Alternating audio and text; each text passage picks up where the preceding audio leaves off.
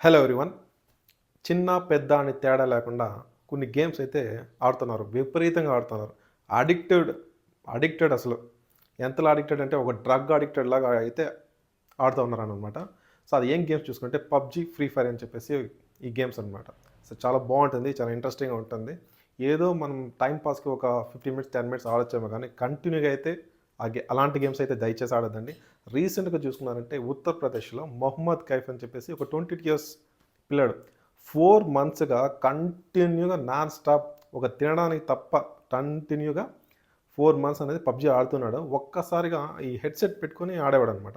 ఒక్కసారిగా ఏం చేశాడంటే లాస్ట్ వీక్ ఫ్రైడే ఆడుతూ, ఆడుతూ కొలాప్స్ అయిపోయాడు. కొలాప్స్ అయిన తర్వాత ఇంక వాళ్ళ ఇంట్లో వాళ్ళంతా తీసుకొని హాస్పిటల్‌కైతే వెళ్ళడం అయితే జరిగింది. బట్ ట్రీట్మెంట్ ఇస్తూనే ఆ ట్రీట్మెంట్ ఇచ్చేటప్పుడు చూసుకుంటే బీపీ చూసుకుంటే 300 ఉండిందండి.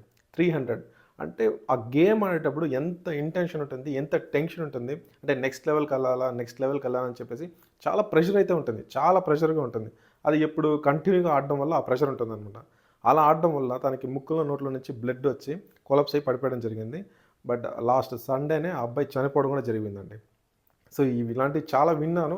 అండ్ కొంతమంది పిల్లలైతే ఆటోమేటిక్‌గా అక్కడ గేమ్ లేకపోయినా వాళ్ళే ఆడుతున్నట్టు, వాళ్ళు ఆ పబ్‌జీలో ఉన్నట్టు, ఫ్రీ ఫైర్ గన్స్ ఎత్తుకొని వెళ్తున్నట్టు ఇలాంతా ఇమాజినేషన్ ఎక్కువైపోతూ ఉంటుంది.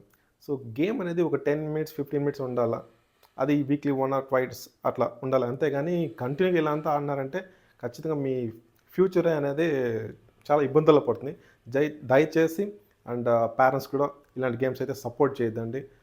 వాళ్ళని అబ్జర్వ్ చేస్తూ ఉండండి. ఓకేనా?